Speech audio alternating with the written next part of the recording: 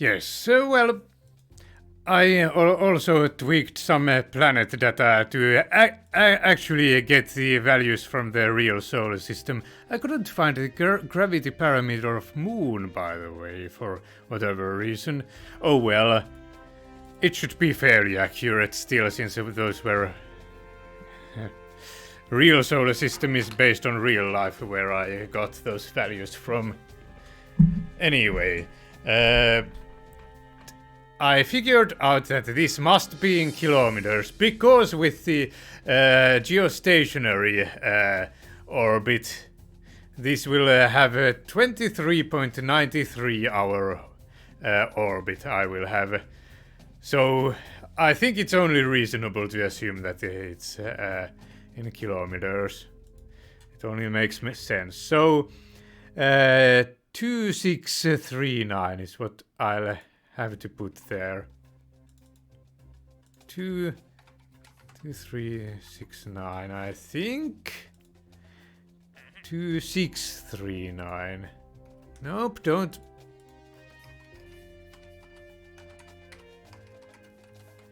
Two 639. Now, how much battery capacity do I have? And let's see. I go unseen. All shall be revealed. So 7158. I think that 7158. Let's check the units. It's got, this has that much, and this one has there. So I think in the future it's only reasonable to use that one. So how much will I use? This is pretty negligible, 600 milliwatts, so 6 watts.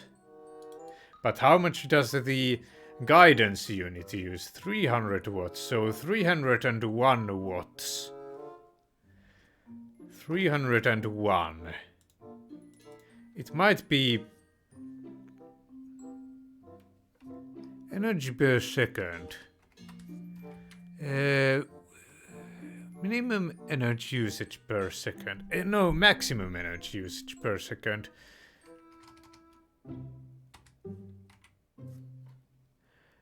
Minimum battery capacity. Energy per second. What does that mean? Is that all our solar panels and whatever?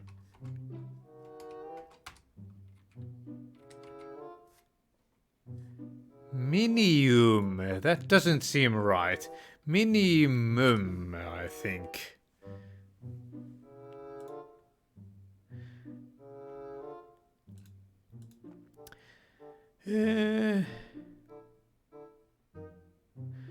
Also, there are...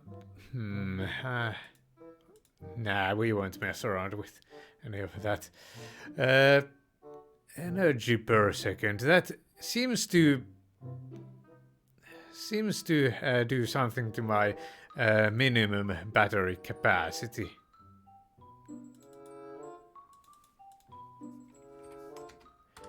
Ah, yes, it must be that this is how much we get per second. So, to be able to last this orbit dark period, we would need at a minimum of 852.49 battery capacity. And our maximum energy usage per second is 3.36. Why wouldn't that change, though? Still. Even if it is ridiculously low here, this energy per second. What does it...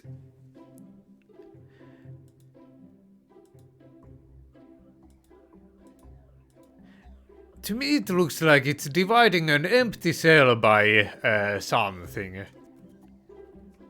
Let's like put it to divide this one by something. Nah, that's wrong at least. Current battery capacity. Let's have it.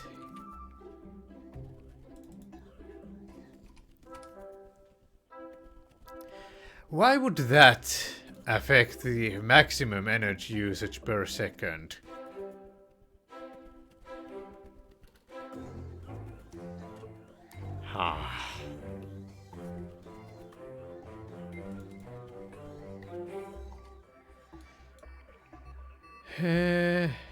Anyway, something like 300 watts. I think these must be kilowatts. Right. And these panels can provide, let's say, 300 watts as well. So we would need a battery capacity of that much. We have much more, over 10 times more than that. I think we might be good. I think. I don't... Actually, it might require such a precise orbit that... Not really. It just said minimum. We only need many...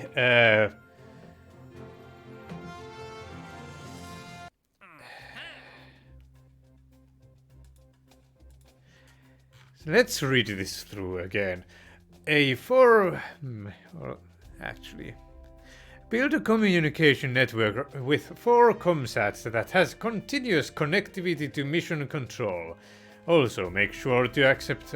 Oh yes, we've read that. A 4-satellite network must have a minimum periapsis of 2,638 kilometers.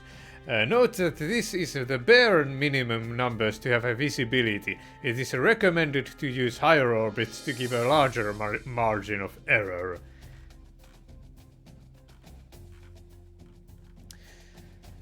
That seems pretty... Well, we don't really lose anything if we fail this. We get an advance of 200,000 space bucks, and if we fail this contract, we will lose 200,000. So it's a net 0. But if we were to use this decline button, then we will lose some reputation. But we won't lose any reputation if we fail. Testing time after network up 2 days. So hopefully Principia will not... It probably will send me into all sorts of crazy orbits. This will be such a fun mission, can't you tell already?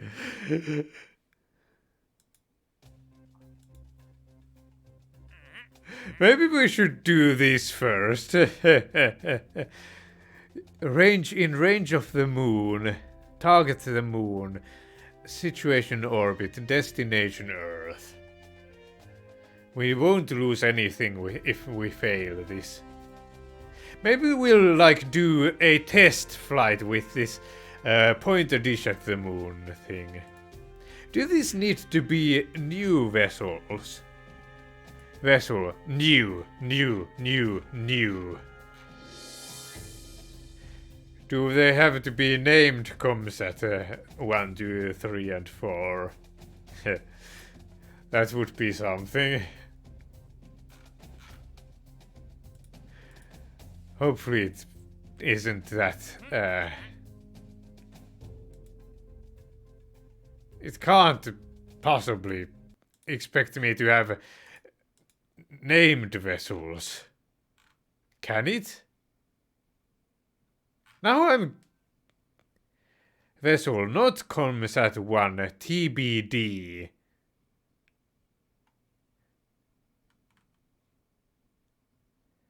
What does direct connection to ComSat 2. Maybe they do want me to have them named ComSat 1, 2, and 3. Like, really? That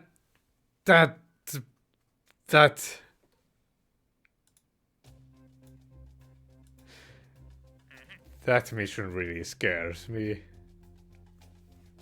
Also, is there really no better place for this music player than that?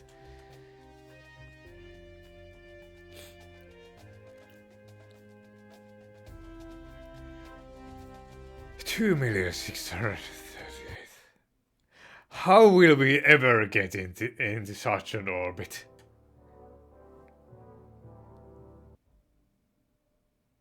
I think for safety margin I might like this next stage also to have multiple ignitions. So what do we have for when it comes to options? We might like this one. It's got 338.6 engine ISP in vacuum. It's pretty decent. And well, we do have these RCS thrusters. At that point we should be in space, so we can use those ones if all goes according to plan.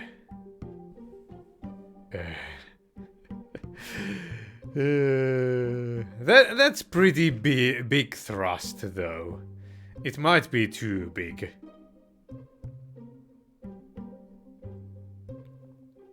Not subject to oulage.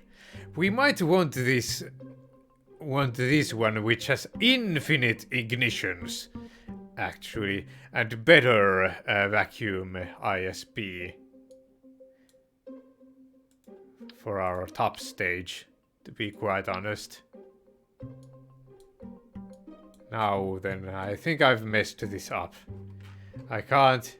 now it lets me. Good.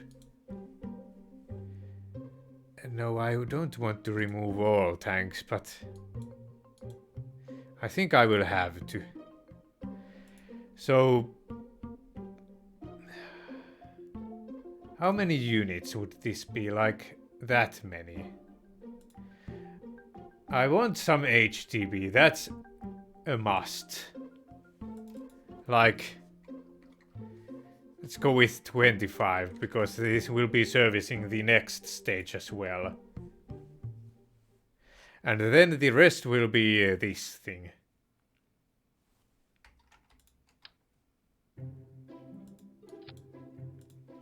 Nope, we won't be using that one since we have these tiny engines here. Can the slightly bigger ones use HTB? That's a question I'd also want answered, maybe. Though they... I don't know if that's... Let's get these slightly bigger ones. The very next class. Let's see, can these use HTB? How much does this? It does cost me a little bit in mass to do this. And actually, now that I'm here, let's rethink our positioning for these ones. That might be smart.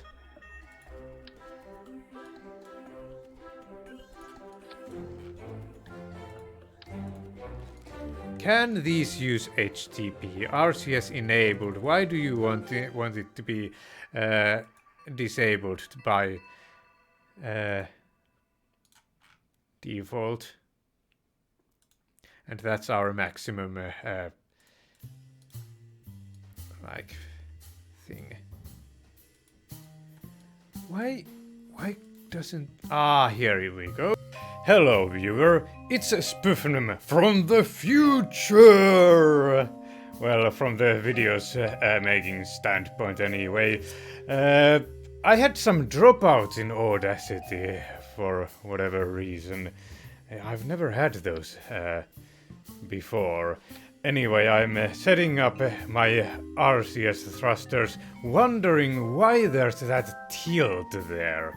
I still don't know, by the way, that red thing. Still. Because of...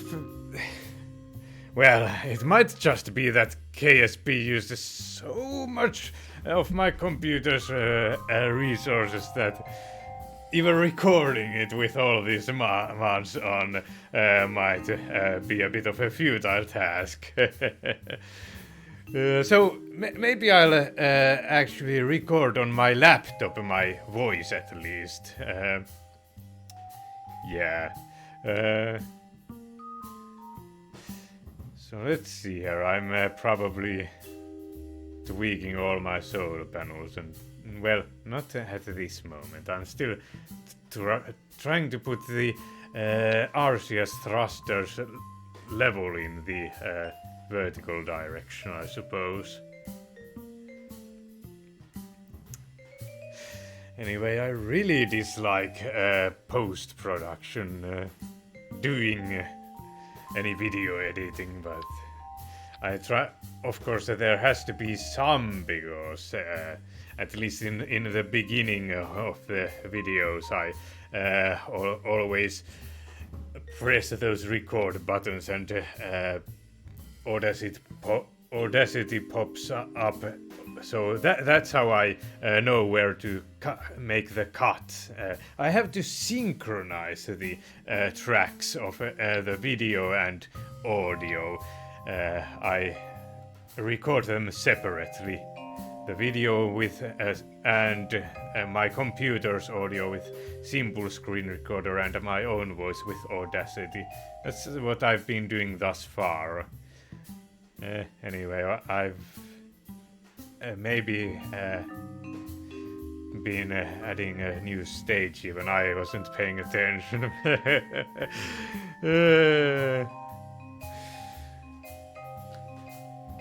And now I'm looking for the best possible thruster for engine to use. Of course, it will take a whole lot of time. Spoiler alert. I suppose if you watched the previous time I made a big rocket, you would already know that it takes a whole lot of time. So feel free to skip ahead if you... Why would you do that? That's... Anyway, Also, I'm switching the tank type between the fuselage and the service module because that engine there, I think, requires pressurized tanks or whatever, and I'm wondering what's the difference between the fuselage and the service module, other than that the service module is slightly lighter. Yes, and adding all those propellants, of course. 20 HTB for all our RCS needs. Perfect. It's like I don't even know what to say during these during playing. So how do I know what to say after I'm not even in the situation. Anyway, I'm thinking about what would be an even better engine for the top stage, I believe. And that AJ10 is looking very promising, if I'm not mistaken about what I'm doing, because it's got infinite ignitions. That's really nice. Also, tweaking the tank there. That also gives me some more real estate. That Communotron now fits very nicely there. There might be even room for yet another solar panel down there. What do you think? Should I have added one there as well? Anyway, that shroud didn't look very good with on there. Anyway, it should be back to old. Well, not old me, because I'm now older than when I recorded, but the original, I suppose.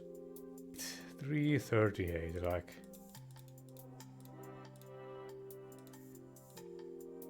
That might be good enough.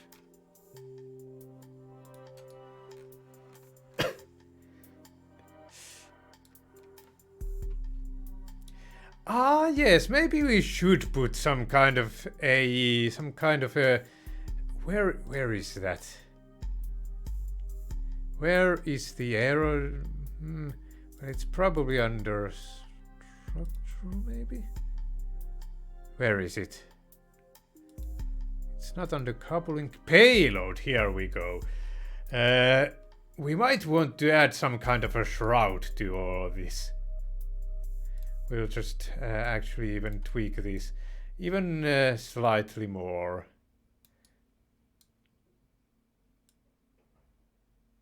Like, to be a bit more sensible.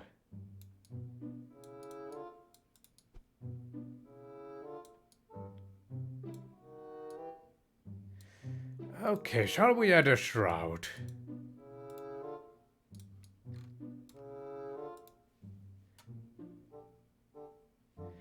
And this should have been named Comsat 1, right? And whatever. Is it really going to want me to have this as Comsat 1, 2, 3, and 4? Yeah. Why would you...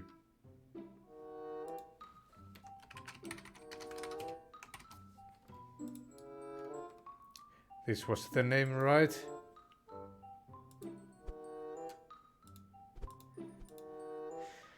So what kind of a fairing can we make? Interstage shell to go between your stages. It does have some kind of a decoupler. Remember to add a decoupler if you need one.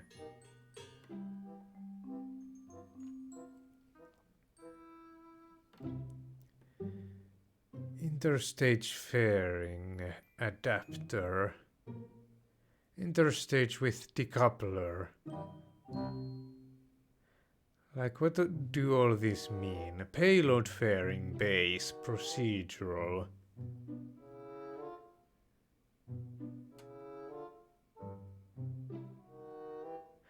Attach side fairings and remember to add a decoupler extended. Structural base for mounting side fairings and your payload. Decoupler sold separately. Raised surface can ease loading. Really no, and what were those all those like extra these things?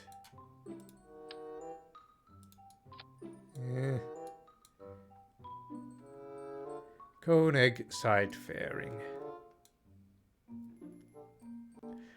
Like, I think these are probably pretty much just restrict.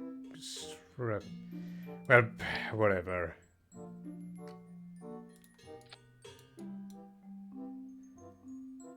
That's actually not that bad looking.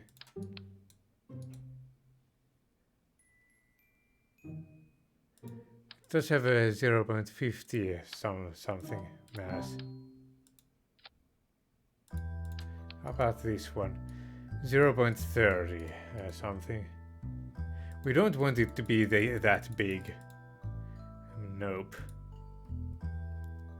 Like, let's see here. How small can we make this thing without it getting ridiculous?